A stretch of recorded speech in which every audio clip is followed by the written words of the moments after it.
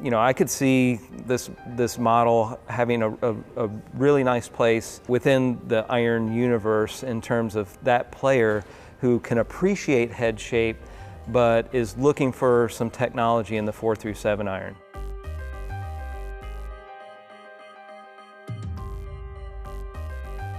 Within the player's distance category, there's almost two categories inside that.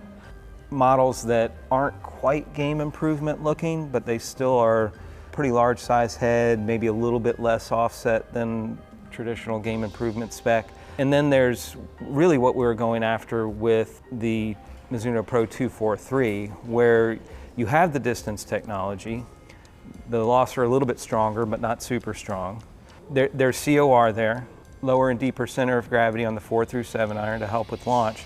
So we've definitely enhanced the distance, but we didn't let the head get overly large. And as a matter of fact, in this case, going from the previous model to the Mizuno Pro 243, we actually made the head more compact. We made the top line a little bit thinner, thinned out the sole a little bit by using the wraparound grind.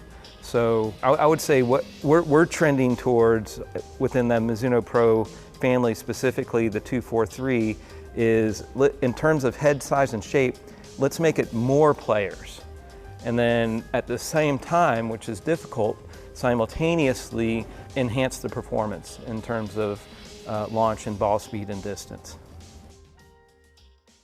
In order to achieve the performance enhancements that we were looking for, it was actually a challenge. Under the current set of rules that we had for forging, we were limited a little bit in how thin we could go on the face, but our engineers working with our partners at Chuyo Kogyo, they figured out a way that they could go even thinner than the previous model, about 0.2 millimeters thinner.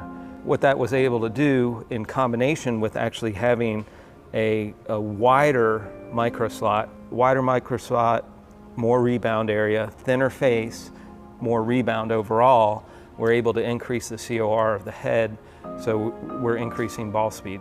This is actually the thinnest we've gone on the face in terms of full body forging.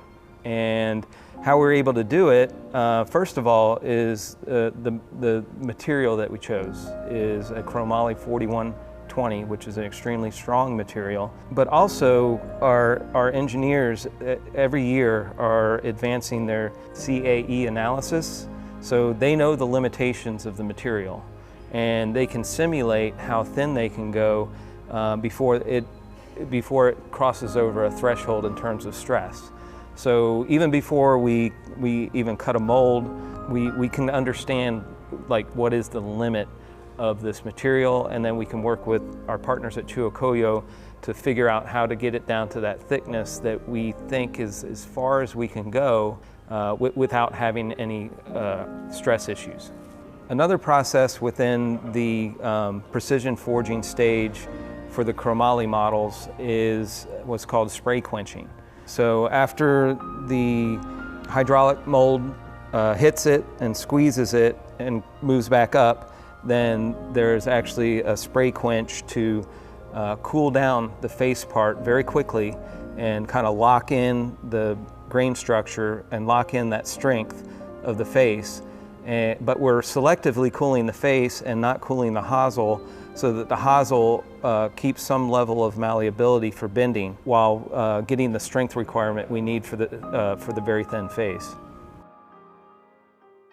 It's almost like the 4-7 iron get all the talking points within this set, but the 4-7 iron are the chromoly material with the thinner face, the COR, but you also have this 8-through gap wedge that are really nice 1025 mild carbon steel, proper players shallow cavities that marry up with the 4-7 iron, and making that really nice transition from the 7 iron to the 8 iron through how we do the microslot technology. Basically, the microslot technology on the 4 and 5 iron are going to give you the thinnest face and the widest rebound area. And then as you get to the 6 and 7 iron, that face gets a little bit thicker and the rebound area gets a little bit smaller as you transition to the 8-through gap wedge. I'm excited about potential adoption of the Mizuno Pro 243 at the tour level. I think some of the enhancements that we made in this cycle, very much trying to push it that way in terms of head shape and size, top line, thinner top line, more compact profile at address. Did some work on the sole to improve the turf interaction throughout the set, very consistent. I do think that this has a tour application, definitely.